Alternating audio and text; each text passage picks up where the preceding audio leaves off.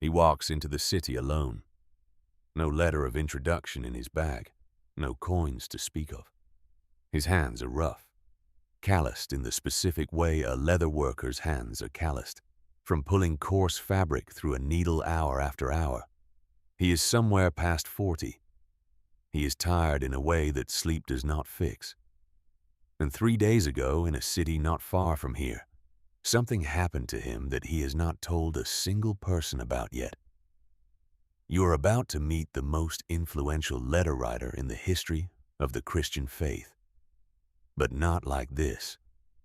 Not walking into Corinth with his head down, unsure if anyone in this city will listen to a single word he says. The city itself does not make this easier. Corinth sits on a narrow strip of land between two seas, and every ship that does not want to sail the dangerous waters around the southern tip of Greece gets dragged across that strip instead, cargo and all, which means money flows through Corinth. And where money flows, everything else follows. The philosopher Strabo, writing not long before this moment, describes a city so wealthy and so obsessed with pleasure that its name had become a verb. To Corinthianize meant something specific in the ancient world. It meant moral collapse dressed up as sophistication. This is the city Paul walks into, alone, broke, afraid. Here's what most people miss about this moment.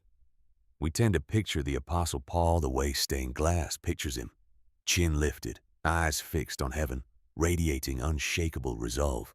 But that is not the man who enters Corinth. The man who enters Corinth will later tell the very people he is about to meet exactly how he felt. He will write it to them in ink years afterward, as if it still needs to be said out loud. I was with you in weakness, in fear, and in much trembling. Not confidence, trembling. This is not a story about a fearless missionary striding into enemy territory. This is not a story about a brilliant strategist who chose Corinth because he saw its potential. This is not a story about eloquence winning a city over with clever words. This is a story about a frightened, humiliated man who had just failed in the city before this one, and who walked into Corinth having made a decision about what he would never do again. We will get to what happened to him in that other city. We will get to why it changed everything about how he preached. But not yet. Right now, he just needs somewhere to sleep and somewhere to work. Because before Paul the Apostle can say a single word in Corinth, Paul the tentmaker needs to find someone else's tent to sleep under. Think about the last time you walked into a room where you knew nobody, carrying a failure you hadn't told anyone about yet, that feeling in your chest before you even open your mouth. That is where this story starts. Not with a sermon, not with a miracle, with a man standing in a market district, asking strangers if anyone needs an extra pair of hands. You need to understand what Corinth actually was, because the city itself is part of this story. A few generations before Paul arrived, the old Corinth had been leveled to the ground by Roman legions, burned, its population slaughtered or sold into slavery, as an example to any Greek city that dared resist Rome. Then, roughly a century later, Julius Caesar rebuilt it as a Roman colony, and he populated it with freed slaves, veterans, and fortune seekers from across the empire. Which means the Corinth Paul is walking into is a city with almost no old families, no inherited nobility, no ancient bloodlines to look down on newcomers. It is a city built entirely out of people trying to become something they were not born as. That detail matters more than it sounds like it should. A city obsessed with status, built by people who had none to start with, will always be the hungriest city in the world for status. Every temple, every gladiatorial game, every public bath in Corinth existed partly to answer one question: for its citizens, have I made it? And into that question, a broke, trembling tentmaker is about to speak a very different answer. Paul finds them near the marketplace in the district where the leather workers and the tentmakers set up their stalls. Because in Corinth, a man's trade tells you where to look for him. Their names are Aquila and Priscilla, and the moment Paul learns their story, he understands something important.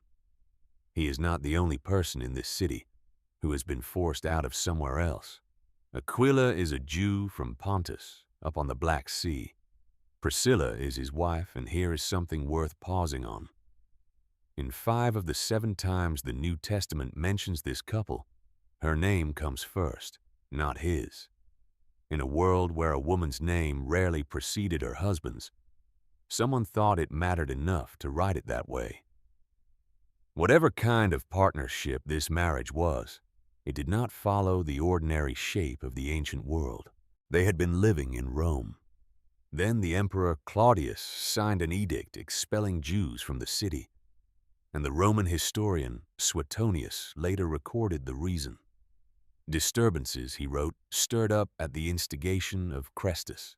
Most historians reading that line today believe Suetonius, writing decades later, had garbled a name he barely understood. Crispus, Christ.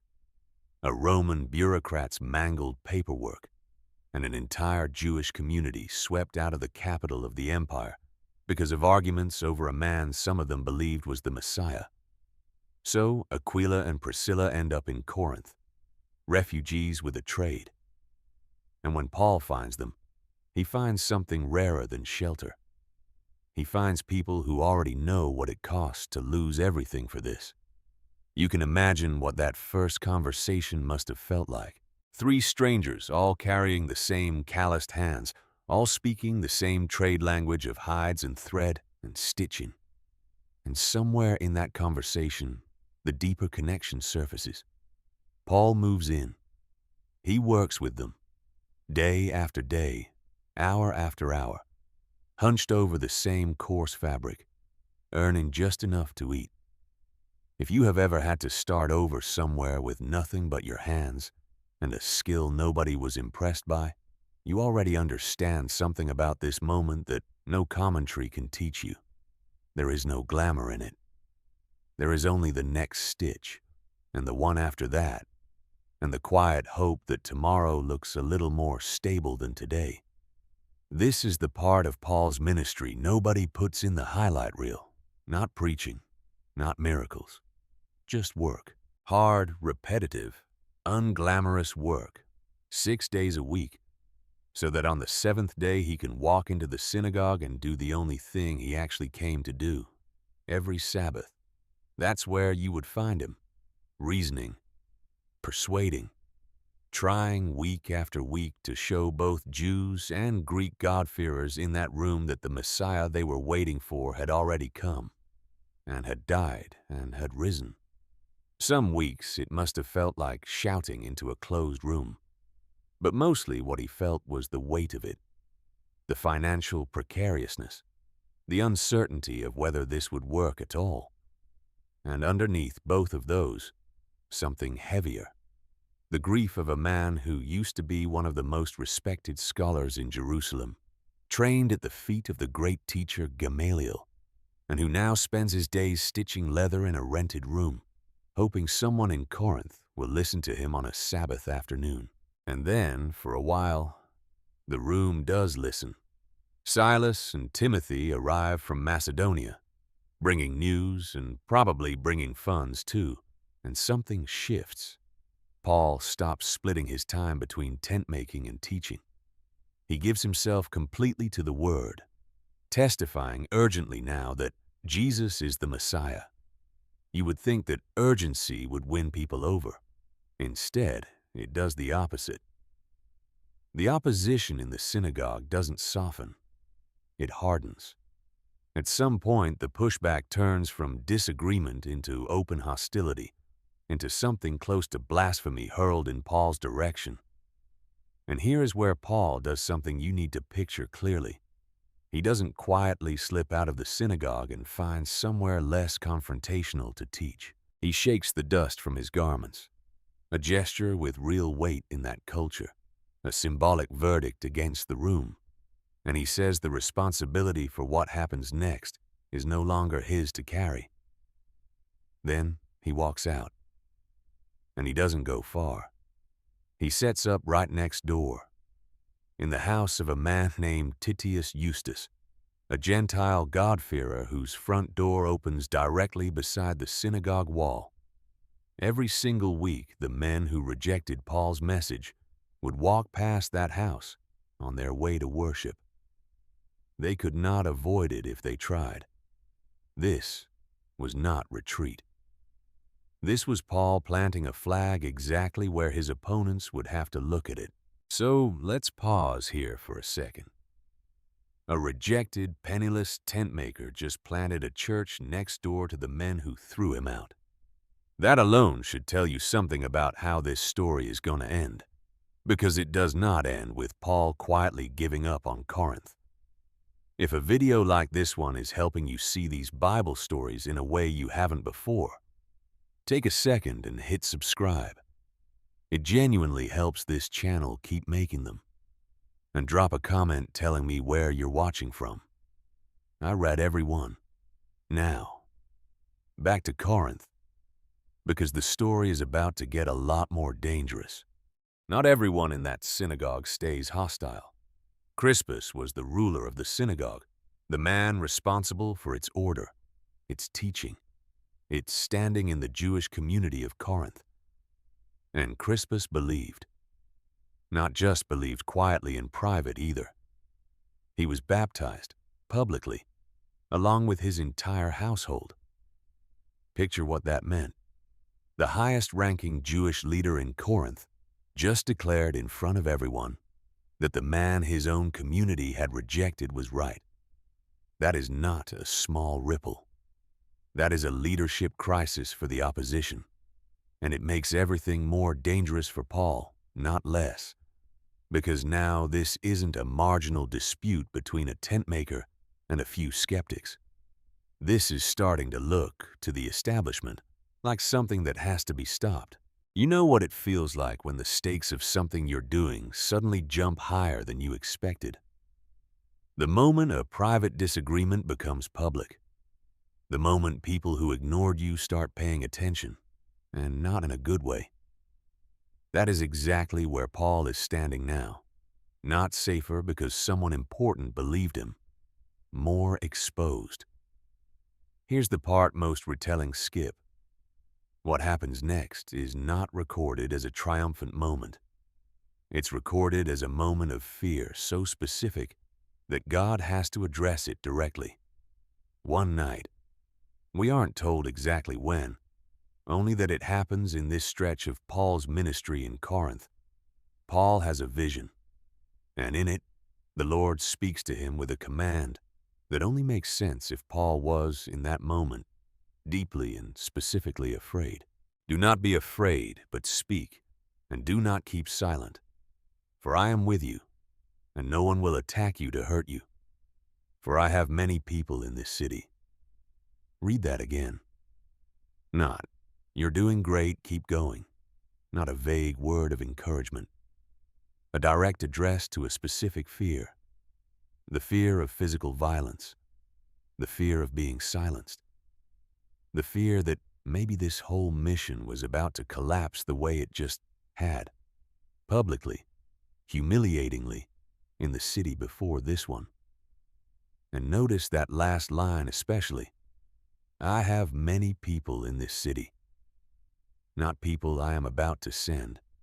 People I already have. Hidden in a city Paul had written off in his own mind as hostile territory, God says there are already people who belong to him, waiting to be found.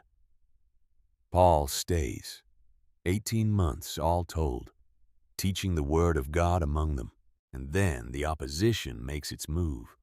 They drag Paul before Gallio, the Roman proconsul of Achaia, and they accuse him of persuading people to worship God contrary to the law.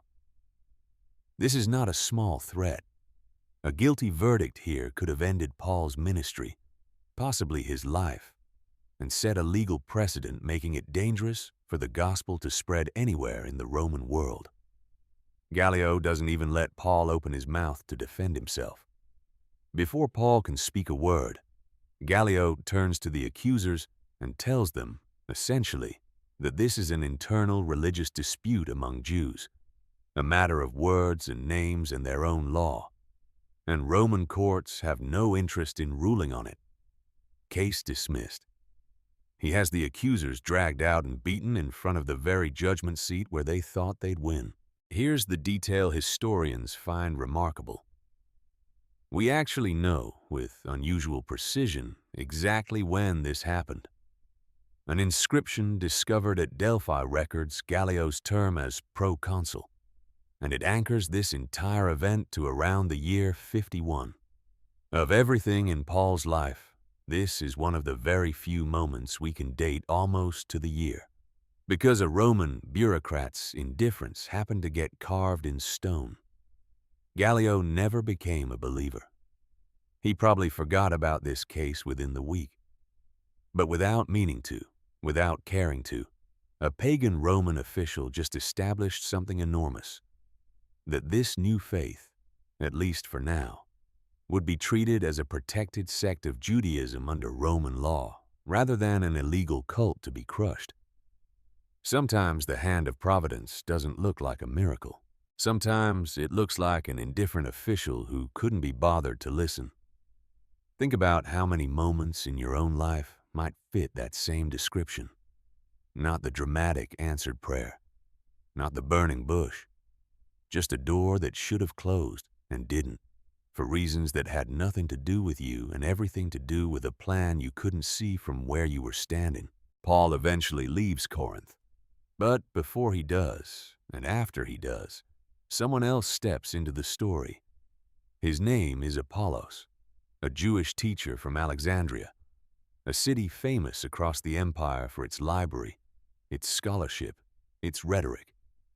And unlike Paul, Apollos is eloquent, genuinely gifted with words, mighty in the scriptures, exactly the kind of speaker Corinth's status-hungry culture would naturally gravitate toward. He arrives in Corinth after Paul has moved on, and he waters what Paul planted. The church grows under his teaching. And here is the problem nobody intended. The congregation starts choosing sides. Some say they follow Paul. Others say they follow Apollos. A few claim allegiance to Peter, and a few, apparently just to be difficult, claim they follow nobody but Christ himself. A church born out of fear and weakness has, within a few short years, turned itself into a popularity contest between preachers. When Paul hears about this, he does not defend his own reputation against Apollos. He says something almost startling in its humility. I planted, Apollos watered, but God gave the increase. Neither of us is anything, he tells them. Only God who makes things grow. The man who walked into Corinth trembling refuses even now to let the church build its identity around his own name. Paul eventually leaves Corinth. But Corinth does not leave Paul.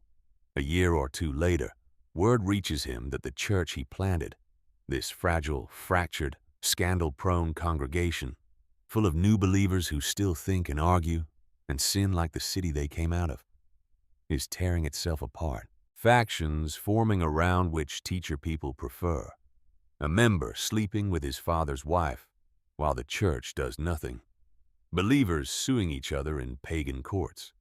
People getting drunk at the Lord's table while others go hungry.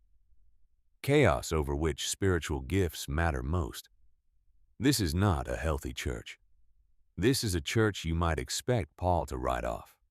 Instead, he sits down and writes them one of the richest theological documents in human history.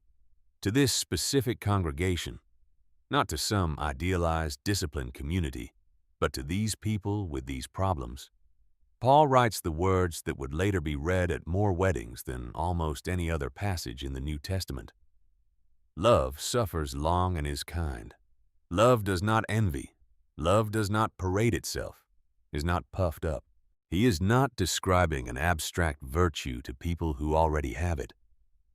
He is confronting people who are failing, spectacularly, to love each other, and showing them what they are missing.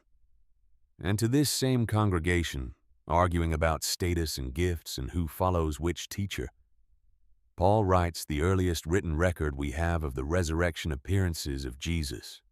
Older than any of the four Gospels as we have them, Christ died for our sins.